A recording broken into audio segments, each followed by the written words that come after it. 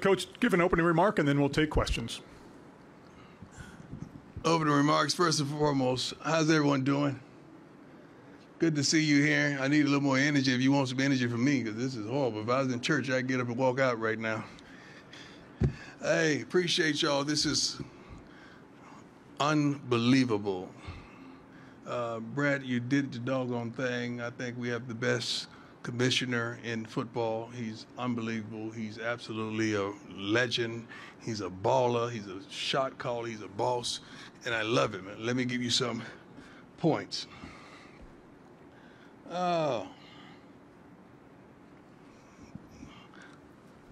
Much love to Gus, Coach Malzahn. I mean, UCF. Just ran across him. I'm just highlighting a couple of the coaches because they've been so kind. They've been so considerate. They've been so wonderful to me. And he recruited Shedeur out of high school. I remember going there in Auburn, and he just has been the same consistent man since. He's phenomenal. Coach Gundy is a darn legend. So being at the Big 12 meetings and getting a chance to meet a multitude of these head coaches that have just welcomed me with open arms, they have been phenomenal. And Joey McGuire, my son, Junior. Where you at, Junior? Well Off Media. He played for Coach McGuire in high school. And Joey has been the same consistent, great coach that he's always been. Joey, if you're out there, I love you. I appreciate you. You keep on doing what you do. Except when we come to play you, I want you to keep on doing your thing. But I love you, man. I really do. And you're doing a wonderful work down there, Texas Tech. Cincinnati game sold out. God bless that. Can't wait that they're announcing that. To you all that say we only go in the portal, we signed 17 high school players last year and 13 played. So when we sign a kid out of high school, the expectancy is for him to play. All you kids in high school right now, when we sign you, we want you to play. 17 kids, 13 played. We played a total of 20 freshmen last season, including 7 walk-ons. So if you are a freshman and you walk-on, you have an opportunity to play. Academically, 2024, second highest GPA for the football team ever. 2023, highest GPA for the football team ever. That's AP. That means at the prime. Okay. NFL experience on the staff, 16 coaches and staff with NFL experience, 159 seasons of NFL experience, which is unbelievable. Impact, school application rose 20%, including 18% out of state. Economic impact is crazy. I don't even want to get into that. Exposure as well. Now, let's get to what you want. Let's get to your questions. All right, questions for Coach. Please raise your hand. We'll get you a handheld microphone. First question will come here, first row on the right-hand side, far right end. You look good in your red coat, man. I love it. I love it. I appreciate it. Deion, welcome to Las Vegas. Yesterday, Commissioner, several coaches, players, the enthusiasm of having you in the Big 12. Two-part question. When you look at what you've done, Jackson State, first year at Colorado, the accomplishments and the eyes and attention that you've brought, have you taken the moment to sort of sit back and appreciate? I know you've given a lot of love to your players and programs, but have you taken time to appreciate the worth and what you brought, part one? Part two, you got one at a time. I'm 56. You can't do that. One at a time. Give me one at a time, all right? Okay. First of all, thank you. Thank you for just understanding and recognizing those things. I don't have time to sit back and watch what was done because I'm so busy doing what I do. So I don't have time even though my arms can reach that back to pat myself on the back, I ain't got time for it. You don't like it anyway. Every once in a while I do it because I know y'all ain't gonna do it. So I don't have time for it, but I appreciate it, and I'm thankful of the calling that God has on my life. I really am. Now we go to part two. Part two, with what you brought to the programs in the historic black colleges and to Colorado, do you feel an obligation with whom you are to perform at a higher level or coach at a higher level? Yeah, yes. I'm judged on a different scale. My wins are totally different than your wins. Your wins, you just judging football. That's why I have to start out and give you education and academics and so forth. I have to give you those things so you understand there's a greater scope. I can't win 9 games and our GPA suffers. Our GPA can't be high, but we lose another 8 games. We can't not go and grab high school players and you got a bunch of guys in the portal, out of the portal that's getting incarcerated. My wins are different. We have to win in every area. That's the way we're judged. And I'm cool with that because we come a little different. So the expectation is greater. But it's not just football. It's been like that all my life. I've always had a greater expectation for myself. So the expectation you have for me would never outweigh the expectation I have of myself. Thank you. That's a wonderful question. All right, we'll go to the left side, 3rd row in the middle. Hey, Dion, Colin Wilson with the Action Network. Over here. One question. What led you to the hiring of Robert Livingston come from the Oh, my God. Just the opportunity. I mean, we needed the defensive coordinator, and I'm a pro, man. And that's nothing against the college coaches because we have some phenomenal college coaches, especially in this conference. But I'm a pro, so I like the relationships and the thought process of a pro. And Coach Livingston was recommended to me by a few pros that I'm well familiar with and I trust, Mike Zimmer being one of them. And his interview process and his consistency and his thought process and his relatability just placed him well above the other applicants. I'm happy I made the decision. And when we look back on it, first of all, I pray to God that I could keep him. Because I feel like we're gonna kick butt, we're gonna win, and he's gonna be a head coach in college or pros or whatever he endeavors because he's that good. So I'm thankful and I'm happy for him. But he is awesome. When I tell you awesome, he is totally awesome. Okay, we'll go over here to the right side in the 1st row. We got another guy on the other side of the ball named Pat Shermer that's pretty darn good as well. I mean, really good. And his compatibility and the relationship with Shedeur is amazing. And what they plan on doing this season, I can't wait to see it myself. Yes, sir. Coach Prime, my name is Arnie Bazemore with Vegas Sports Today. Yeah. I want to officially welcome you to our amazing city of Las Vegas. Thank you. Now, my question I don't gamble, though, so you ain't getting that out of me. All right. Okay. With respect to legacy and impact, what legacy and or impact do you hope to have on the world of sports as a player and or as a coach? Both, really. I don't care. Like how you see me, how you look at me. I'm more apt to understand how I see me and how I look at me and how God sees me and how he looks at me. So really, I don't care how you see me. It's never going to be enough. Nothing I do is ever going to be enough. So I'm cool with that. I understand that is life and that's how life is going to be. But I plan on being a tremendous blessing to as many people that I can bless, especially those probably 120 young men that puts on this CU helmet and go out there and to play for our school and our program. So, and to sum it all up, man, I just want to be known as a great dad. I think I got 3 sons here today, and I just want to be a great dad to them. That's it. Thank you, my man. I appreciate you. All right, we'll stay on the right side. We'll go about halfway back on the aisle. Coach Dom Izzo, WDAY in Fargo, North Dakota. You're opening up with North Dakota State. They're a known FBS killer. Tell me what you know about the Bison. They're good. They're really darn good. And I'm mad at Rick right now for putting them on the schedule to open up with them. Like, can you give me a layup or something? Like, those guys are wonderful. Their staff has always been amongst the best. Many people have matriculated from that staff to go to higher levels. Those kids play their butts off. They're tough.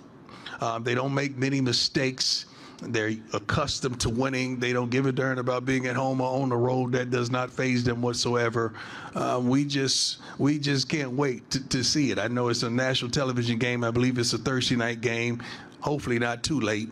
But we can't wait to see them. It's going to be a phenomenal game, phenomenal matchup. But that program is second to none. All right, we'll go to the left side, 6th row on the far left side. Stuart Mandel from The Athletic.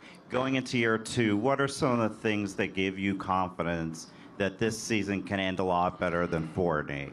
When I see the offensive line and the way they train, the way they work, the way they go about their job, when I see the defensive line coaches and the way they're on their kids and the way they're demanding excellence and the way these young men are working and the athletes that they are and the bodies that they have and they've developed right now, when I see the receiving core staying after practice to work with their quarterback, quarterbacks coming over there on off days to work with one another, when I see the running backs doing the same, led by a former walk-on, Charlie Offerdahl, you know, when I see the special teams, Mark Vassett is here right now. I think he's a darn pro, and Mata that don't miss, and Jace Feely and those guys that they can't wait till their time. They understand special teams mean that we're special. You know, when I see the secondary, shoot, and they get out of bed and want to play man-to-man coverage. I love it. And Shiloh can't wait to hit somebody. You know, Cam Selman, so many of the guys, the change made from safety to linebacker with Trevor, I mean, and I really think this young man is going to be the next Brian Urlacher. I think he's going to make that transition from safety to linebacker and be dominant. Like, I just see the want and the fire and desire from our young men, and I can't wait till you get an opportunity to see it as well.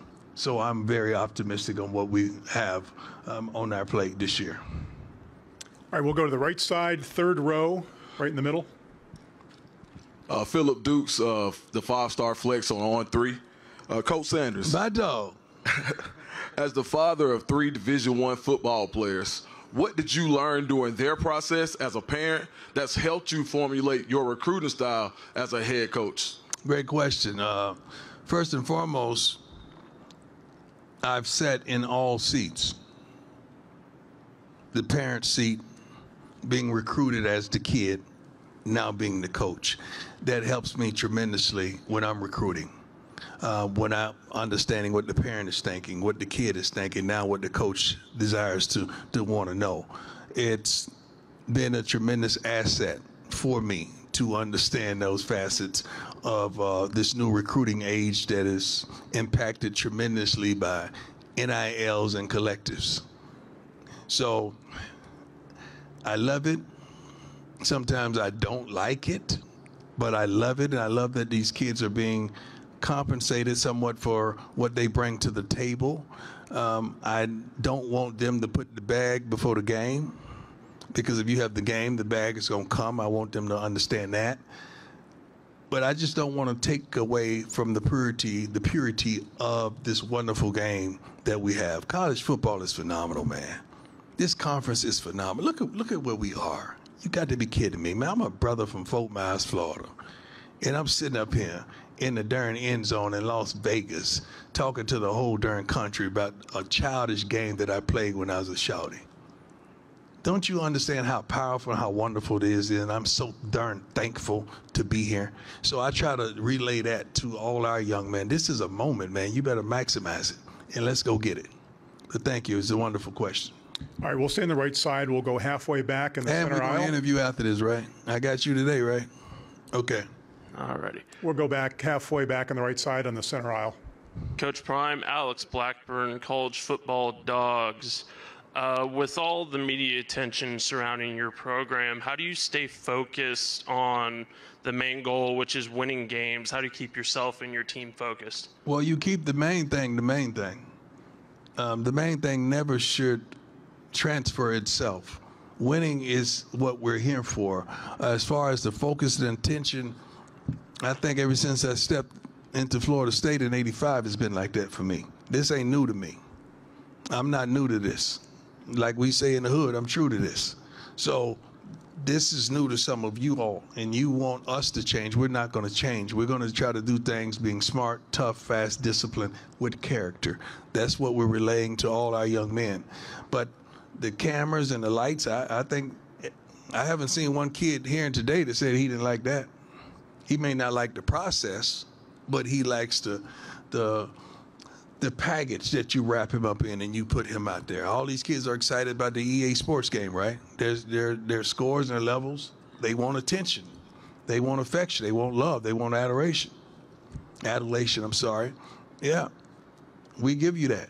But you got to work first so you can understand the consistency thereof. It's going to take you to where you want to go and retire mom and dad, if that's what you please. All right, we'll stay over here on the right side, third row right in the middle. Hi, Coach. How you doing? Good, how are you? You go, girl. I know you. Nikki Edwards, CU Sports Report. We talked during spring and throughout last season the importance on stopping the run. You look at a guy like B.J. Green in your defensive line. Yeah. How is he going to be a leader in achieving that goal? B.J. Green is already a leader. Do you know that B.J. Green played for me when he was 5 through 7 years old with Truth in Dallas, South Dallas. So he's been a part of my life for a long time, and they raised him right at Arizona State, and for him to come over now, it's phenomenal. His work ethic, the way he approaches and attacks the game, it's phenomenal. His want, his desire, his will. I just got finished doing an interview, and they say, well, you have 2 young men that are projected probably to be the top 5 picks. I said, yeah, but we want 4 in the first round. And the only way that's going to happen is we win, and they're dominant. And I think B.J. Green could be one of those guys. And I think he will be one of those guys because he wants it that much. Shane, Roundbill, Amari McNeil, just to name a few. Anquan is Tawfiq, Chidozie, TC, that's my dog from Arkansas. I mean, we have some guys inside there that can flat out do it. Outside, we have some guys that can go get the quarterback as well. We just want to be in the position to allow them to be the best that they can be.